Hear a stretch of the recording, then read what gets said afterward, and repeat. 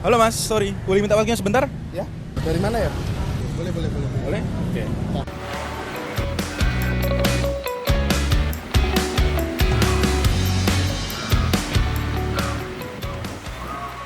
Telunjukmu kemana? Kalau kita ditanya kenapa, kita harus mencari akar permasalahan yang paling utama. Sekarang banyak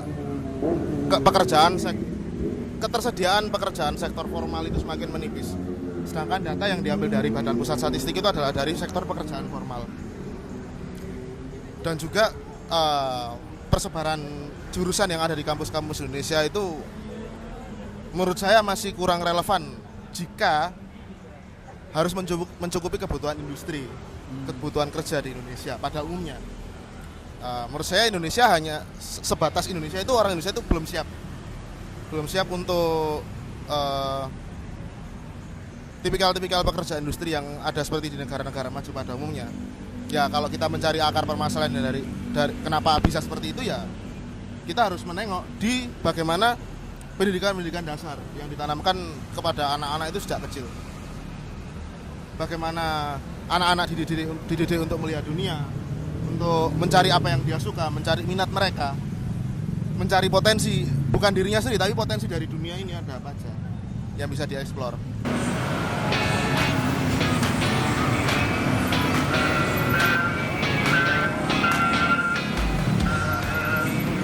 Seharusnya itu sudah ada, mereka sudah punya gambaran ya, bukan selesai. Mereka harusnya sudah punya gambaran ketika mereka lulus dari SMA dan memilih mau kuliah jurusan apa. Oke. Tapi kalau untuk gelar nggak sejalan sama karir, kira-kira gimana tuh? Justru itu, saya sudah jelaskan sebelumnya. Persebaran jurusan-jurusan itu masih kurang mendukung dengan kebutuhan industri. Ya, apakah kita sepakat kalau pendidikan itu harus sejalan dengan industri, itu urusan lain. Tetapi kalau kita berprinsip ya kita harus kerja ya, pendidikan harus selaras dengan hal itu dong.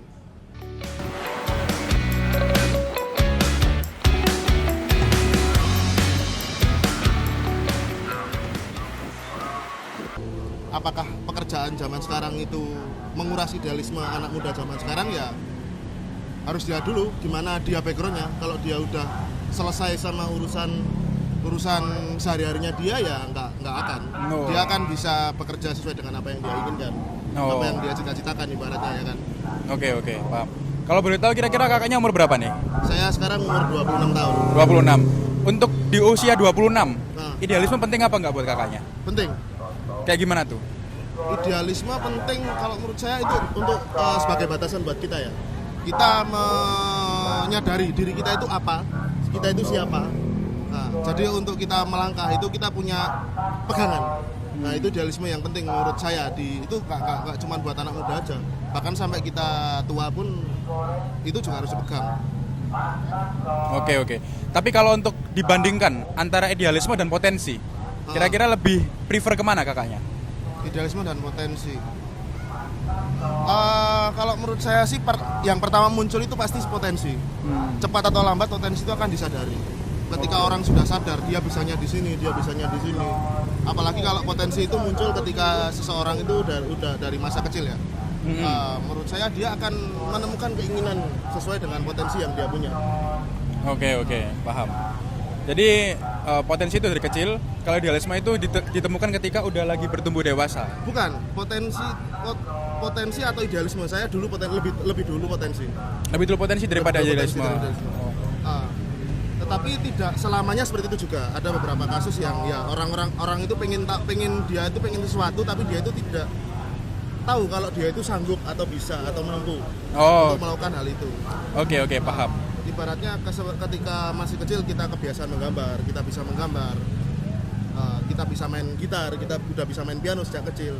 Otomatis sampai dewasa kita akan berpikiran untuk ya main piano aja, ya main musik aja, ya kita jadi seniman aja gitu.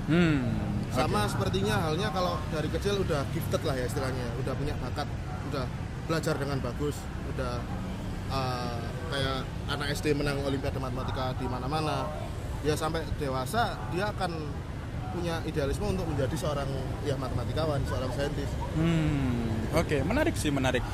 Saya coba kasih case ya mas. Kira-kira kakaknya ini setuju atau enggak tentang case yang saya omongin? Oke. Oke, case yang pertama. Kira-kira kakaknya setuju atau enggak? Di awal karir banyak anak muda akhirnya itu menurunkan idealismenya supaya bisa bertahan. Banyak. Setuju berarti? Setuju. Kenapa gitu? Kembali lagi, tidak selamanya untuk idealisme itu kan kita sebagai patokan hidup. Ibaratnya kalau istilahnya itu kita mau hidup seperti apa. Masalahnya kan untuk menjalani hidup seperti apa itu nggak hanya dengan apa yang bisa kita lihat, bisa kita lakukan saja, tetapi juga banyak faktor eksternal. Oh, oke. Bisa tidak kalau semua faktor eksternal dan internal itu mendukung seseorang itu untuk menjalani hidup seperti apa yang dia inginkan, ya urusan pekerjaan tidak akan pernah mempengaruhi bagaimana dia hidup, tidak akan pernah mempengaruhi idealismenya dia akan tak bisa menjalani apa yang dia ingin lakukan. Oh iya, malah terkadang idealisme itu bisa dijadikan pekerjaan sama anak-anak muda sekarang. Betul. Wow. Orang suka main game, ya banyak sekarang gamers profesi baru kan. Oh iya sih, benar Kita juga. nggak pernah lihat ada gamers di tahun 2000-an, jarang. Iya, jarang banget. Jarang. Konten kreator sekarang juga orang yang suka di depan kamera juga banyak yang menghasilkan uang dari situ, dapat penghasilan dari konten, dari banyak hal yang tidak pernah kita sadari di tahun 2000-an. Ya perkembangan zaman juga. Oh iya sih, itu juga salah satunya yang ada perkembangan gitu pasti juga akan mempengaruhi idealisme anak muda juga. Betul. Okay. Tapi balik lagi, kalau semisalnya keadaan eksternalnya dari dia itu tidak mendukung, keluarganya dari segi ekonomi keluarga itu kurang ya, kayak dia harus menghidupi orang tuanya, dia harus menghidupi adik-adiknya, dia harus menghidupi kakaknya mungkin, ya otomatis prosentase dia bisa memenuhi keinginannya itu akan menurun, akan terbatas. Dia harus mengutamakan apa yang bisa membuat dia tetap hidup sebagai manusia dulu. Baru dia bisa menuruti, dia bisa melakukan apa yang dia inginkan, apa yang dia harapkan ke depannya. Oke. Menarik sih mas. Ke yang kedua ya mas ya. Yang kedua, kira-kira kakaknya setuju atau enggak kalau di dunia kerja yang saat ini itu lebih menuntut penyesuaian daripada memberi ruang berkembang. Secara umum itu nggak menjilat, sulit untuk sukses, bahasanya gitu. Enggak juga kalau saya. Saya kurang setuju situ. Kenapa kayak gitu? Soalnya kan di tengah kehidupan yang sekarang itu kayak banyak orang itu yang mau dijilat, banyak orang itu yang mau dia tuh merasa kalau dia tuh penting. Makanya sebisa mungkin di zaman sekarang kalau kamu punya atasan, kalau bisa deketin supaya karirmu akan semakin naik. Ya, di beberapa situasi mungkin kita bisa menemukan hal yang seperti itu ya. Tetapi saya masih percaya di luar sana banyak hal-hal itu yang berlandaskan dengan profesionalisme. Jadi orang-orang itu kalau kamu bisa ya kamu bisa gitu aja. Kalau kamu punya potensi, kamu punya koneksi itu bukan berarti kita menjilat ya, tapi kita tahu kita bisa menjemput potensi kita itu di mana. Kayak misal Mas bisa bikin kopi, tapi Mas nggak tahu kalau kedai kopi itu kalau ada tempat namanya kedai kopi. Oke. Nah, Mas cuma tahu bikin kopi ya di rumah. Nah, Mas nggak akan bisa menghasilkan apa-apa dari Mas bakat yang Mas punya bikin kopi itu, selain ya Mas bisa bikin kopi. Oke. Sudah mulai paham gitu. Berarti menurut kakaknya nggak tentu harus menjilat kan? Nggak tentu. Yang penting bakat dari lahir, potensi yang ada dikembangin lagi, dicari potensinya, dicari tempatnya. Ya kalau kamu nggak dihargai di tempat ya cari tempat yang menghargai kamu. Oke. Mulai ini sih asik juga ya.